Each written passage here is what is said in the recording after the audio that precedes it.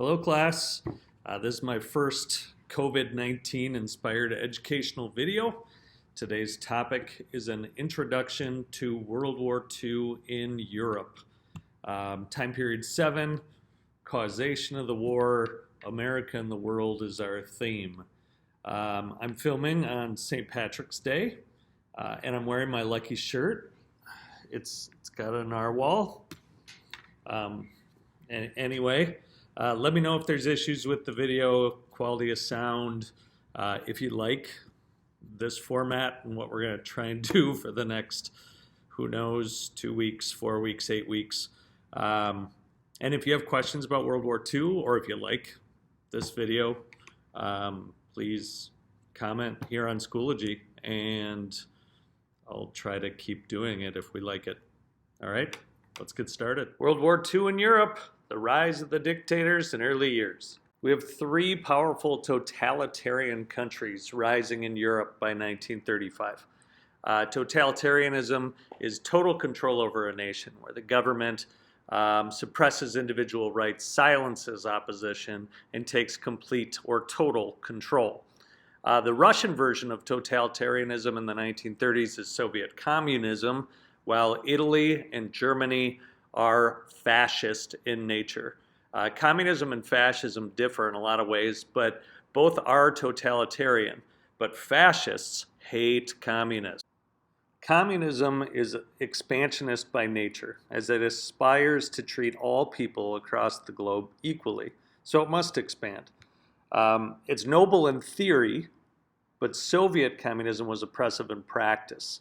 Fascism laughs at that idea, the idea that all people are equal, because they know that their people are the greatest and deserve more. A fascist leader uses inequality to inspire its people.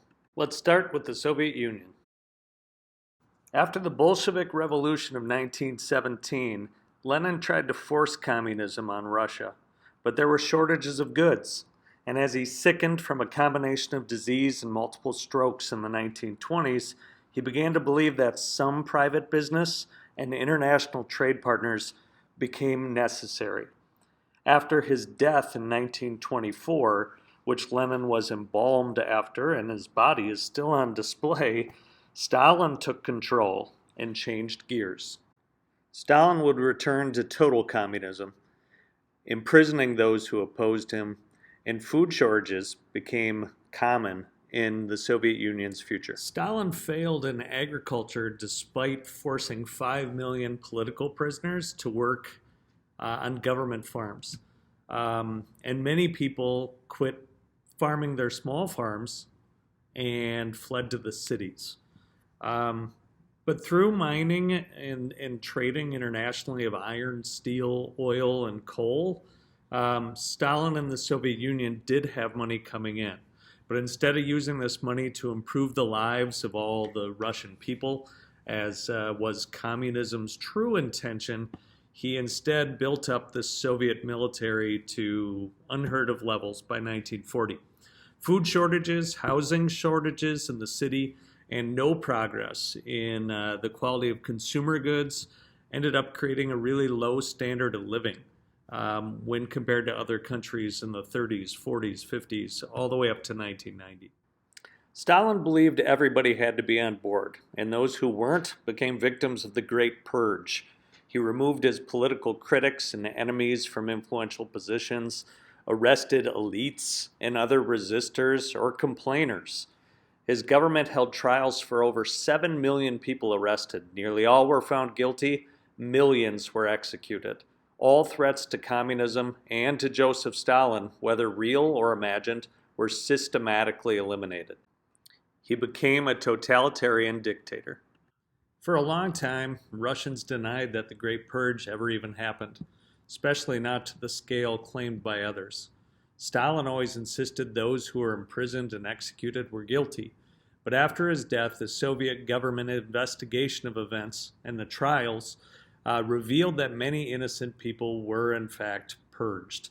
The investigation during the 1960s reported Stalin committed a very grave crime against the Communist Party, the Socialist State, Soviet people, and worldwide revolutionary movement.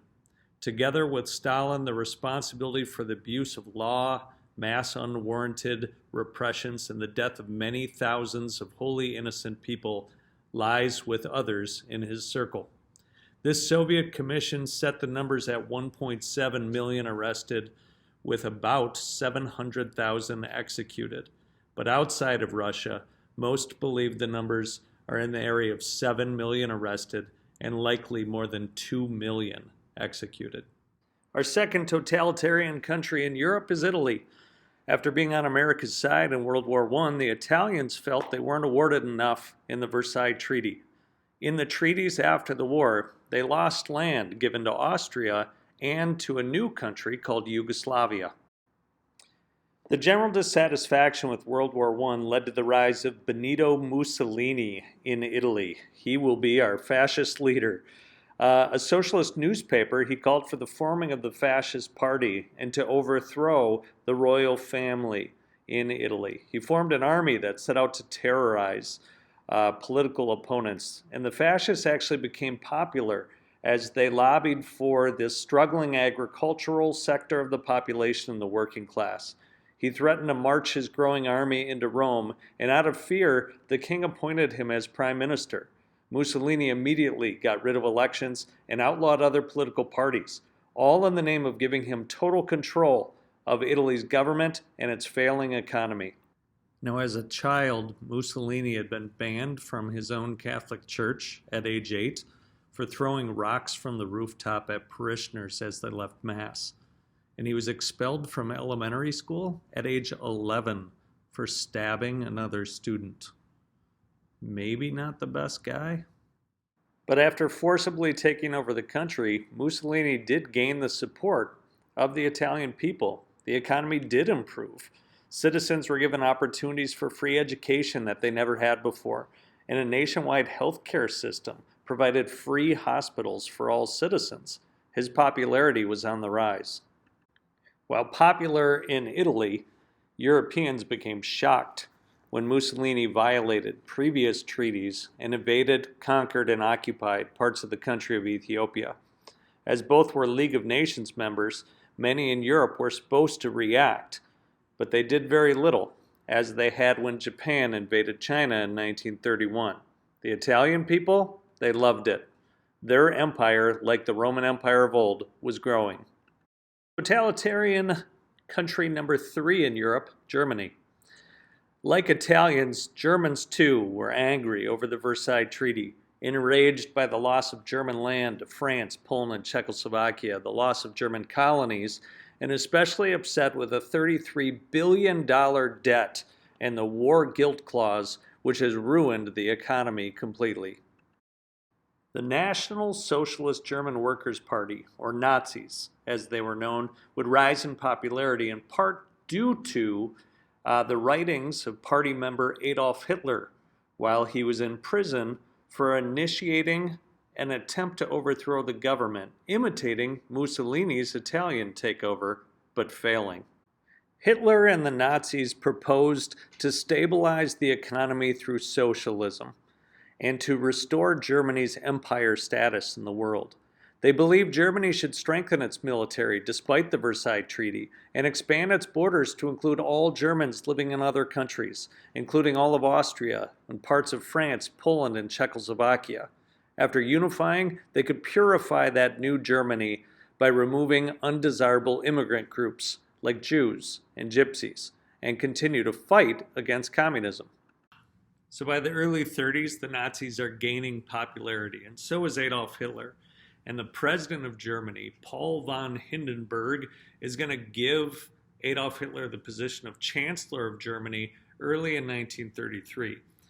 Chancellor at that time was like our vice president.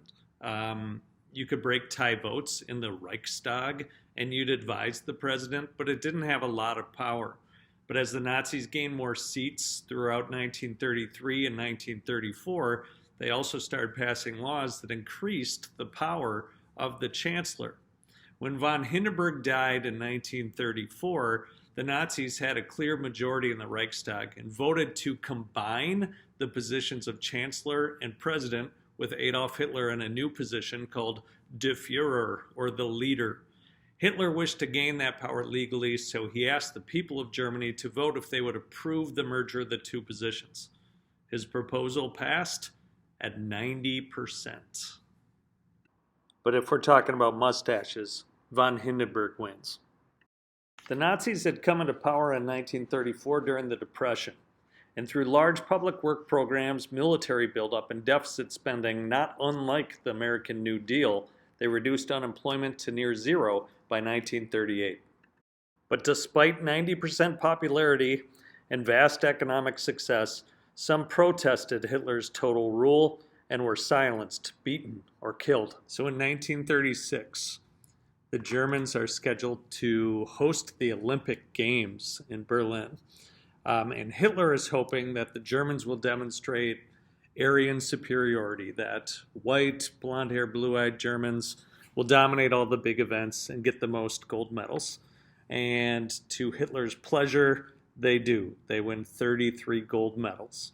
But even though that was the most of every country, when it came to the high-profile, big crowds turning up for the track and field events, enter American Jesse Owens.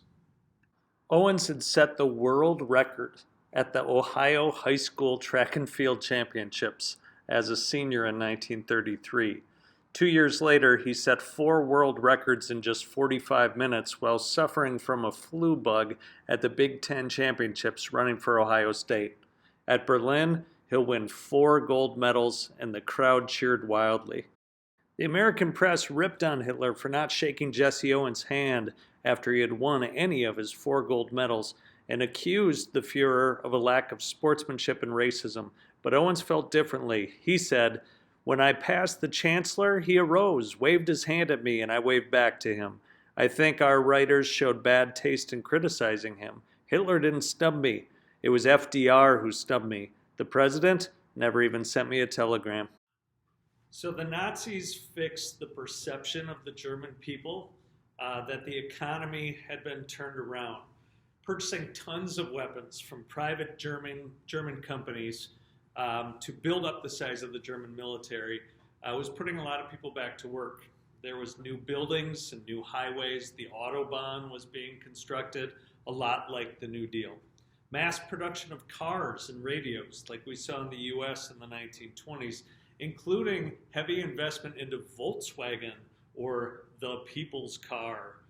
The government also even paid wages to housewives and did government-paid vacations for all workers, where you could pick from a bunch of different places, like the Swiss Alps, to take your family vacations. But the German government was depending on imports for raw materials, over 50% of the raw materials to make weapons and cars, and 60% of all food for Germany. And the Nazis ended up ringing up a $40 billion debt in just 3 years. With mounting debts from imports and a growing military, a new plan emerged called Lebensraum, or living space. Hitler's goals, along with adding the Germans of Austria, Czechoslovakia, Poland, also became adding spaces with mining materials and other raw materials in Eastern Europe, and perhaps even gaining the farmland of the Soviet Union. Hitler repeatedly violated the Versailles Treaty by stopping reparations payments, rearmament of the military, building submarines, including a military draft, and by placing 22,000 troops on France's border. How would France, Britain, and the League of Nations respond? They did nothing. Amidst the global depression, many in Europe began to believe maybe the Versailles Treaty was too harsh, and others believed Hitler when he said the buildup was simply only to build up the economy. Still others in France and Britain just wanted to make sure they could avoid another world war. So what Hitler does next is going to cause even more alarm. First, a bloodless invasion of Austria, overthrowing their government and placing them under German control, something expressly forbidden in the Versailles Treaty.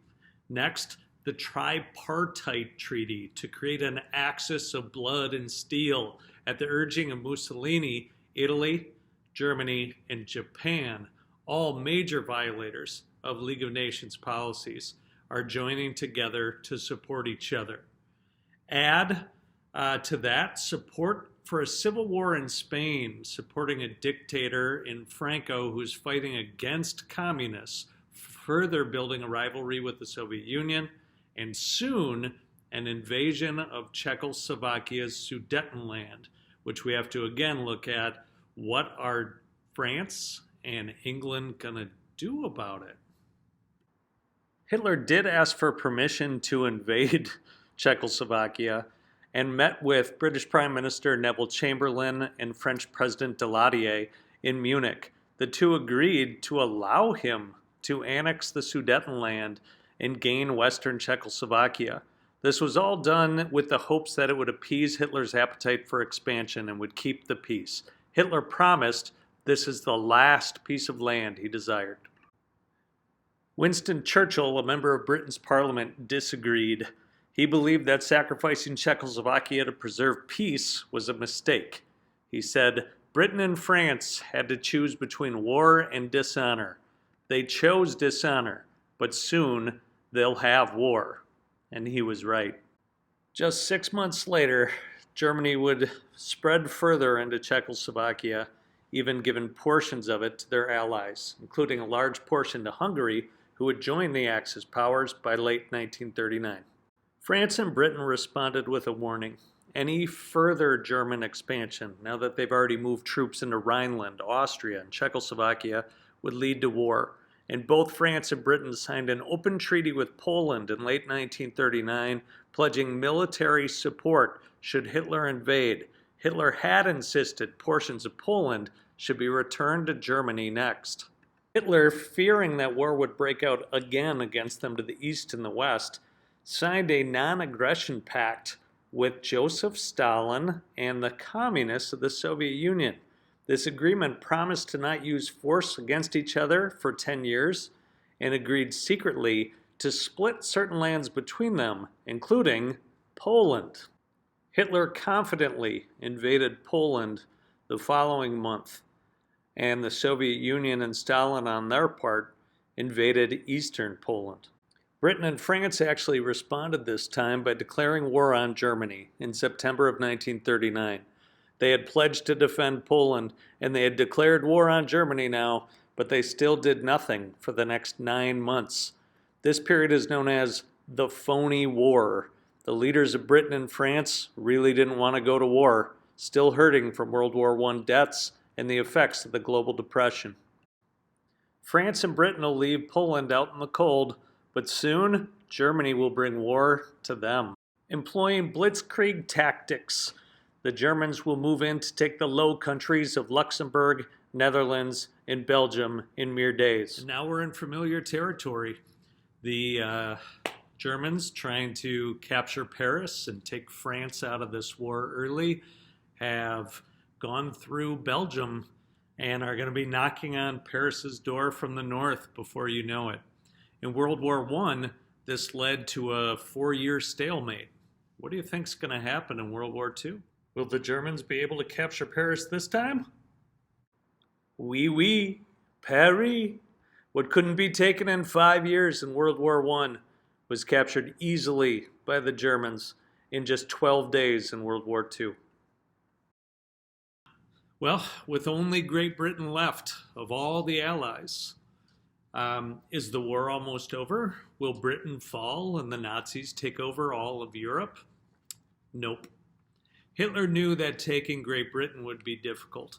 So instead, he's going to turn on Stalin, violate the non-aggression pact, and invade the Soviet Union, hoping to gain the farmland of the Ukraine and the oil of the Caucasus region. 3.6 million soldiers will drive into the Soviet Union and push the Soviet army nearly 100 miles back. At its height in 1941, the Axis powers had expanded in all directions, and the Nazis had gained all territories listed. They had pushed 200 miles further into the Soviet territory, and when the Blitz began, a barrage of Nazi air attacks on London that would kill 20,000 people, new Prime Minister Winston Churchill would reach out to the US and FDR for aid. And that's where we'll pick up next time. Let me know what you think of this format in comments, and stay healthy.